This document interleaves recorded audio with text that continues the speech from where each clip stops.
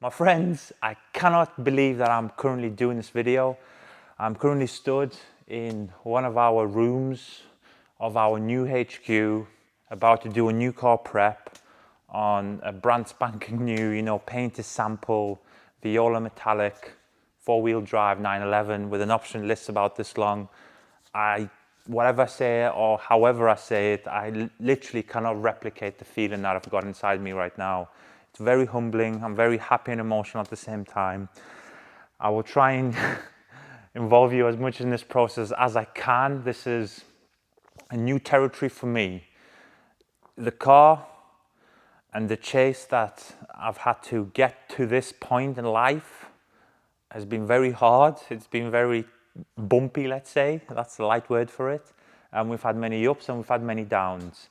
18 and a half months that we've had to respec this car about 4 different times. Now, if you are a member, you would have seen me speccing this car live on camera and showing you the spec and talking about it. But yeah, we've had 4 different specs of this car. We've changed the interior, the exterior, changed them all around. But again, the final spec is here. This correction series is going to be slightly different. This is the first ever built to spec car to us that we've ever had. We've had brand new cars before, but they weren't spec'd how we would spec them. Now this, from the complete thought process phase to the procurement phase of this car, we've had obviously complete control, apart from the delay, of course, that was out of our control. But basically this car sits right now how we wanted it, how we envisaged it from factory.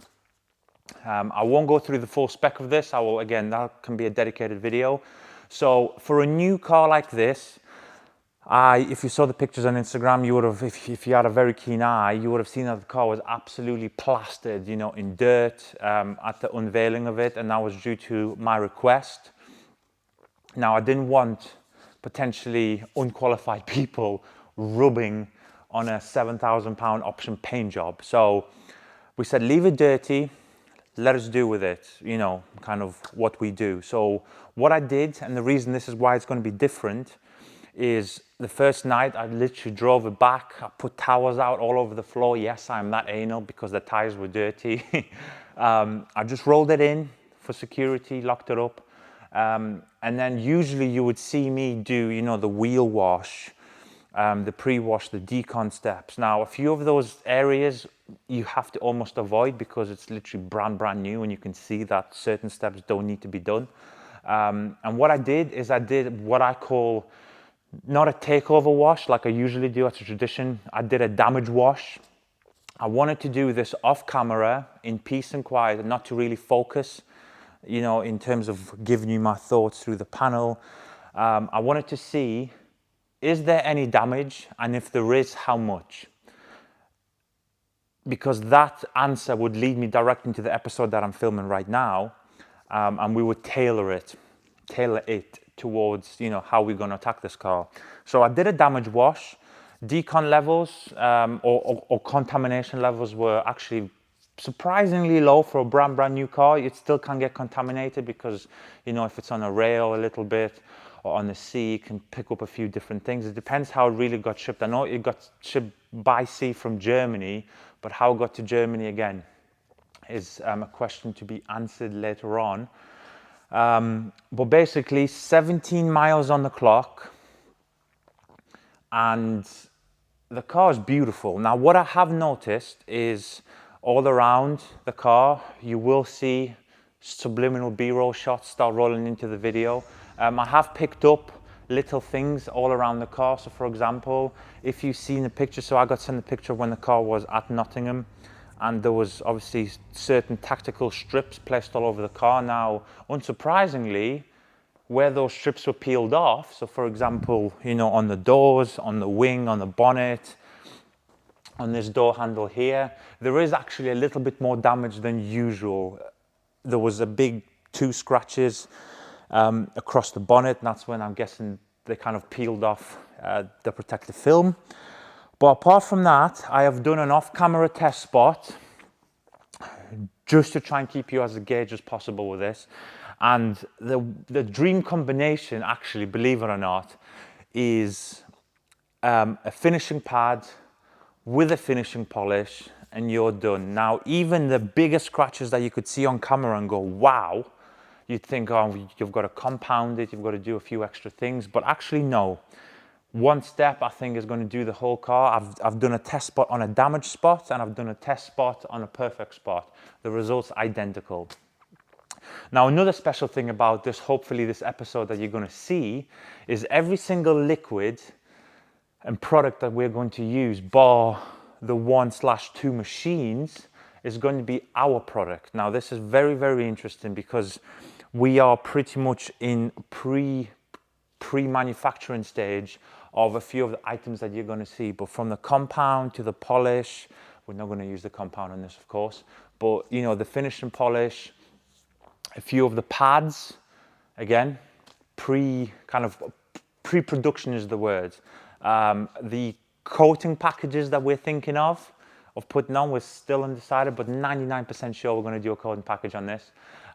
Again, it's pre-production. So, and we are going to PPF this. Now, the reason we're going to PPF this, there's two reasons. The one, and probably the most obvious reason, is the car costs the same amount as a house. It's an expensive piece of kit. And of course, I want to try and do something that I've never done before. You guys know me. I am an optimist and I like to try new things. So we got in contact with our friend, you know, PW Pro. And of course, I said, Paul, do you want to PPF the car? He said, of course. Now, to him, this car is cheap because the cars he does for breakfast, lunch, and dinner are about 5 times the value. But still, nonetheless, it's a nice car. So we're going to PPF the car. We've gone for the XPEL full protection package. I mean, literally, we're going to coat every piece of the car. We're going to do all the windows. We're going to do everything. Now, the purpose of this episode, we're going to be doing our enhancement on this now. I'm going to walk you around the car real quick, you know, show you a few key features. Now, at the time of the filming of this video right now, this is pre-Paul. I'm hoping I can film some of the stuff. I'm even hoping I can get to put a bit of PPF on the car myself. I want to learn. But the important thing is we've got a development coating that is not PPF specific. So we have got a PPF coating in testing, but the coating that we've got that is pre-production is a flexible coating. Now, if you look at the SiO2 technology behind either leather coatings or PPF coatings, because leather you sit on has to remain flexible without having the same resin delivered properties as a true paint coating. And PPF, again, is a flexible material. It's almost like cling film in essence, of course, a lot more advanced. So something has to remain flexible. Now, the coating that we've developed that can go neat onto this car is completely flexible. So we have had a full, and I say this with the biggest pride I've probably ever said anything, is we've had a full 5-year development, literally probably from 3 months after we launched, we literally said, right, let's go. Let's start developing, put it on cars and see what happens. So we, as I'm sure you've seen the cars that our friends have, and we, of course, borrowed the cars. And some cars of a certain value have had our development coatings on since 2018, 2019. So again, we could see real time, what is the coating doing? I feel like I'm talking a lot, but I have to put this out there because I think this information is very important, because a lot of people will say they've developed a coating, it's got a 7-year durability claim, the company's been going 2 years. Doesn't make sense. 1 + 1 in this case equals 19. So yeah, it does make sense. But with us, as I said, it's a proud moment. I wanted to put it on paint, PPF, matte wraps, satin wraps, gloss wraps, see what happens, like, because you don't know. And every single person that we have had the internal testing pool have had all the different maintenance schedules that you can ever think of. They drive it in different ways. They all use our products. So that was a very interesting curveball. At least then we can maintain at least one constant, that the product line is identical.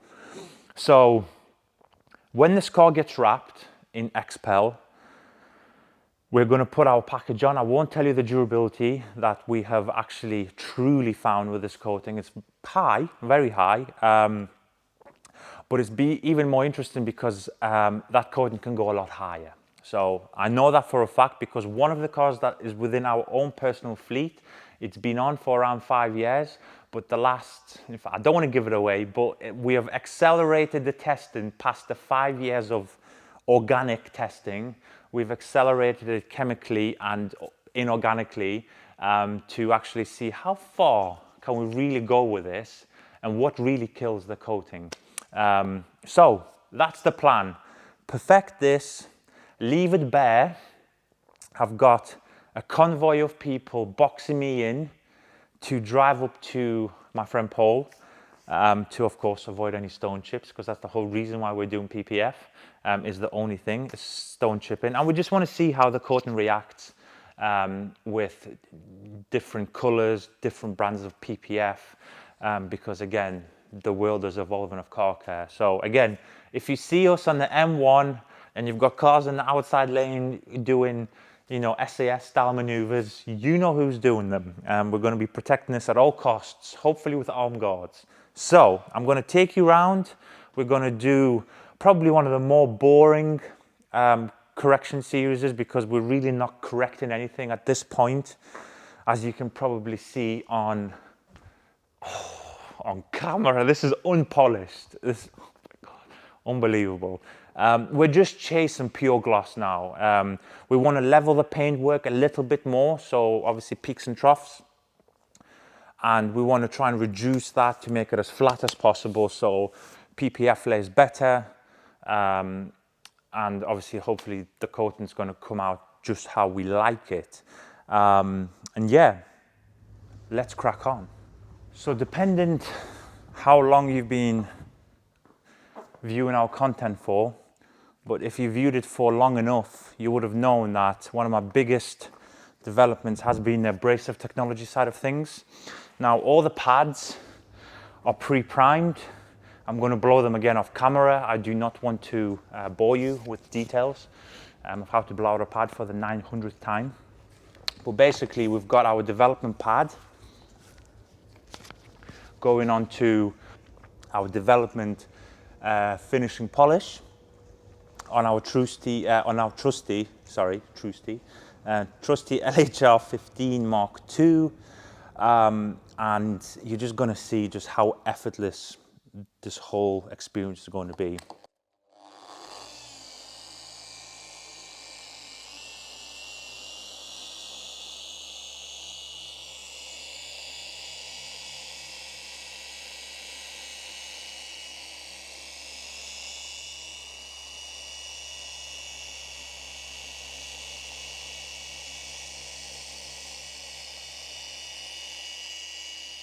Now, if you've watched me for long enough, especially back in the good old days, you would have known that one of the biggest developments for me has been the abrasive technology. There is just too many products that dust too much, you can't remove, sometimes cause a bit too much kind of haze, not enough haze sometimes. So you've seen our development pad, our development foam pad, that is, with the development finishing polish that you've seen me use on the last two correction series. Now, the important thing about this is the cut is actually, if you look at, you know, like a diagram, it is about 80% of the gloss readings or of the gloss that the product creates. So usually a finishing product will be like 100% gloss and 10% cut. So it has a little bit of a bite. Now this, honestly, 70, 80%. I'm not even kidding you.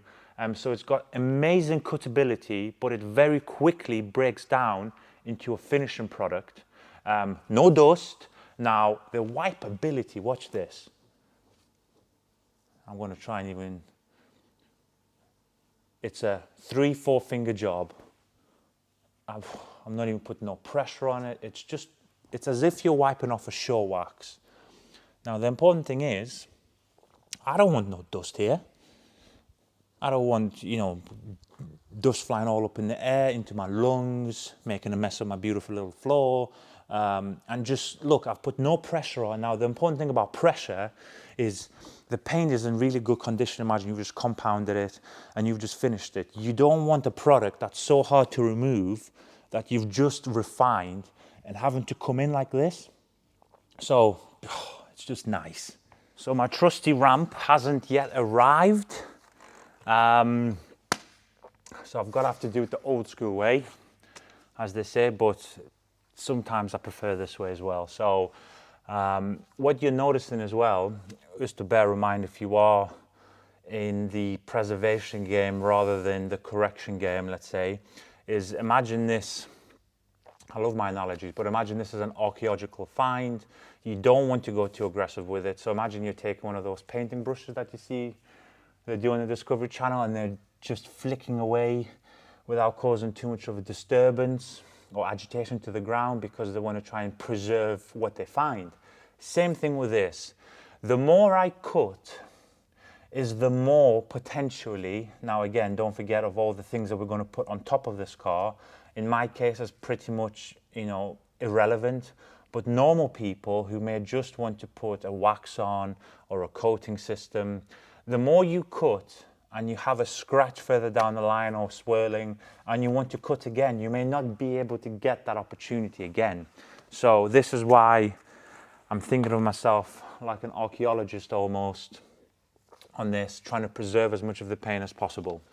Now you can also new paint, contaminant free, with quite a loose combination and quite a low aggressive combination. You can actually work slightly bigger panels. I've got a temperature control in here to about 22 degrees, so the polish is not going to dry out too much and too quick.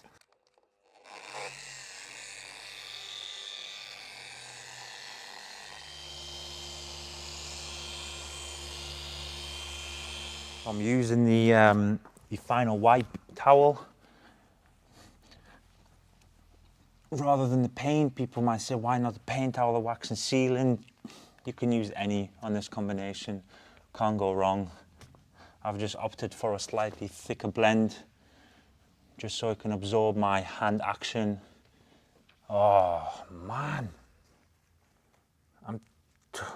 I need to make a t-shirt with that saying, I'm telling you. Now, I use that word too much.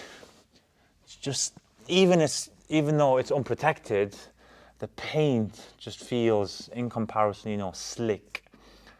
Or smooth. It's not slick yet. It's about to become slick, but yeah, that's looking nice. Now, if you want to see the rate of correction, look at that. I mean, the colour. Oof. That's amazing.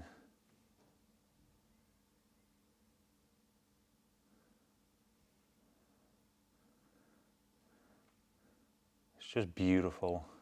So now I'm going to transition from the larger 5-inch backing plate down to a smaller machine for the tighter areas, a bit more of the curvature. Now, if you remember a couple of years ago, I did an unboxing video on this. I've been using it, of course, on and off sporadically. I've got way too many machines, but this is a nice machine. So currently, this is the advantage of this. You've got a quick release system. So it's an industry first. If you look, obviously it's not coming out like this, but you pull the collar back and you put it in. So on here, I've got the largest throw on a 1-inch pad, well, a 1-inch backing plate. Now, what you can do technically, this is where I know we get called about this all the time, saying what's the best combo and all this. I mean, you've got to do it kind of step by step, but sometimes what you can do is, like I said, you've got a 1-inch backing plate. Sometimes, depending on the situation, I can get a 2-inch pad to put on a 1-inch backing plate, right? Now look at that throw as well. So what it does, it kind of very slightly reduces the speed. Again, you can adjust the speed manually, but when you're on full whack on a 1-inch pad versus a 2-inch pad, the 2-inch pad itself will actually just slow down that throw, and that just kind of works better for me. But again, you can then quick release it and put it onto a 3-inch backing plate, if you wish. But on this, I'm going to continue with this weird method that I kind of discovered many, many years ago. So large throw, 1 inch backing plate with a 2-inch pad.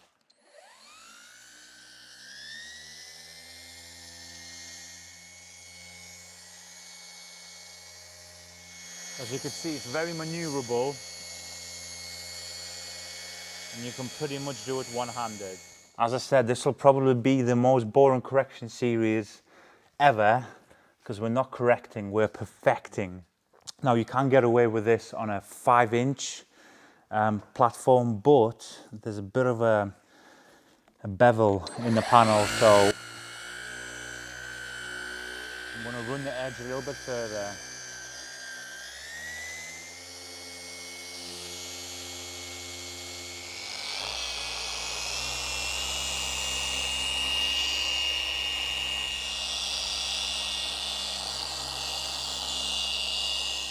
Can't wait for you guys to get a hold of this. It's just going to change the way you polish your vehicles, but the user experience of this is just faultless. It should be, with the amount of time it's taken us.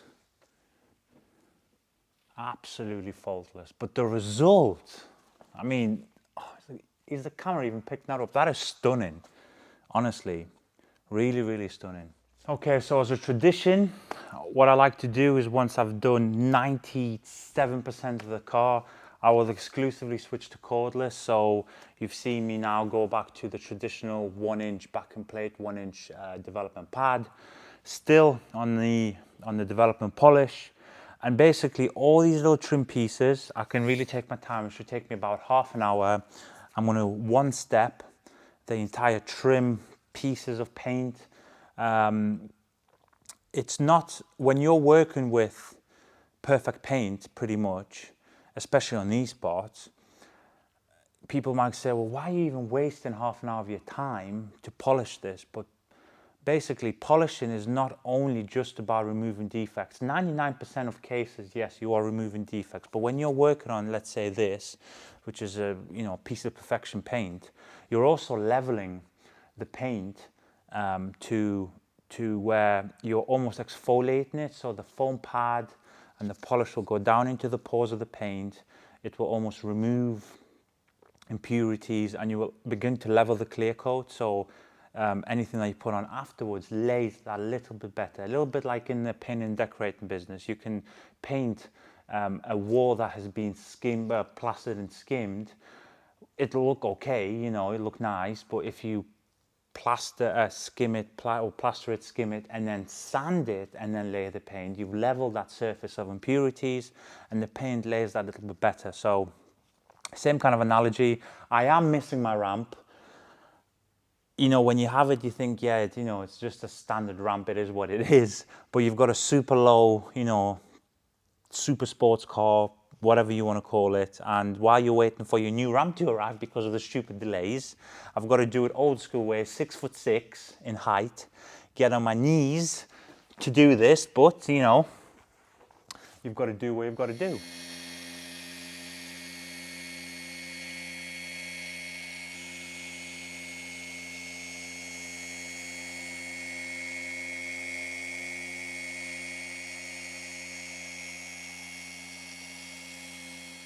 So yes, I'm going through the motions almost, but I'm doing this for a greater good. When you see me talk on the washing videos and stuff like that, when I say, look, this is now the ultimate process. You blow dry your car, you get it ready for the drying aid method. We all get to that stage, or some people dream of getting to that stage of, I want it quick and easy and I want it faultless. But to get to that stage, you've got to go through sometimes mundane tasks, necessary tasks. Like I say, the preparation never changes, whether it's brand new, 500,000 miles, it really doesn't matter. You need to get the surface worthy, and then we can start putting on the nicer things in life. Look at that, first wipe. Oh, yes. By the way, guys, I am not in any way, you've heard me say this on videos, no upselling, no nothing, but this thing is going to change your life. Honestly. I've got a few products that we've been working on for many, many years. Haven't got it just right just yet, but it's starting to get there.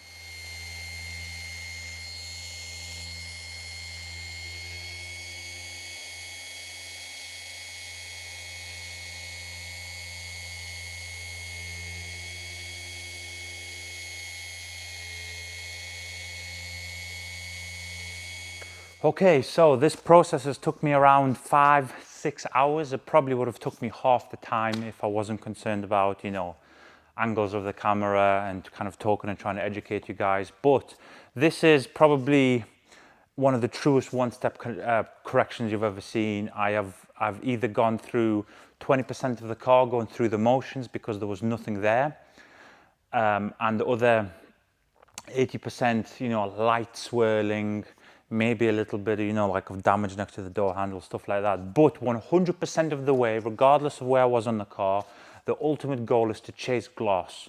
So I'm going to walk around the car off camera. So this is our development version 9084 panel wipe. So again, we are trying to designate all the different versions with colors. You've seen them all: green, red, pink, lilac. This is like a light purpley color. So I'm just going to panel wipe the car extremely carefully. Like, you do not want to inflict any damage at this step, because this is where the money is really now. So you spend all this time. You don't want to induce any more of your damage. I'm going to now take off the sticker as well. Well, the residue of the retail sticker that was on the car. I left it there on purpose. I just want to take my time with it. If there's a bit of glue residue, I'm going to touch it up. Now, the next few episodes, I'm going to tell you the plan. I'm hoping, I'm speaking in jest here, I'm thinking a little bit further, but the next episode you should see me at Paul's place. I've given him the pep talk. Now, Paul is not the type of guy you give a pep talk to, but I did. I said, Paul, I have sold all my vital organs and sold half of Kelly's already. They're on the market as we speak, you know, to kind of achieve a dream and push forward with it.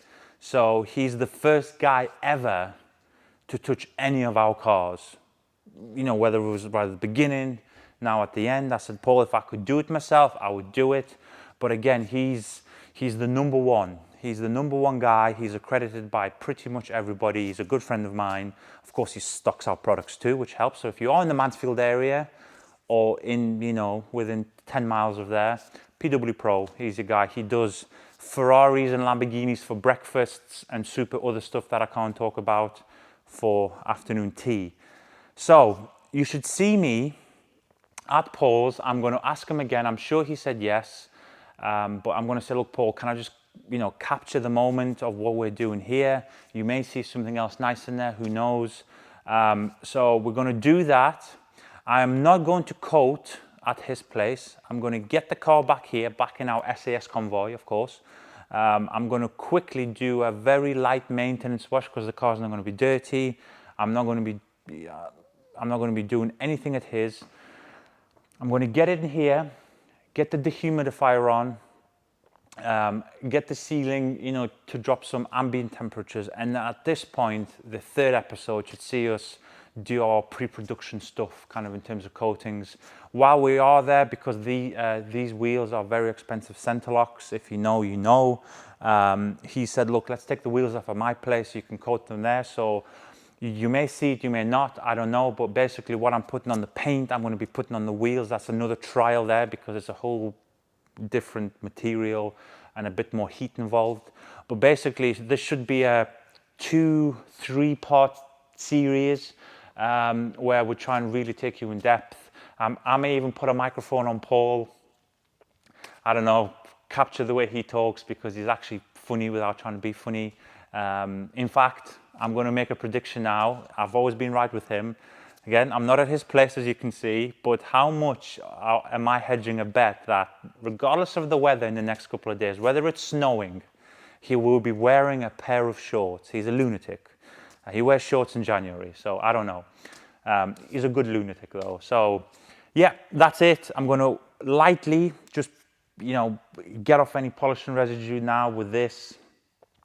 peel off the sticker, clean the glass up a bit, of course, and then hopefully I'll see you on episode 2. Thank you so much.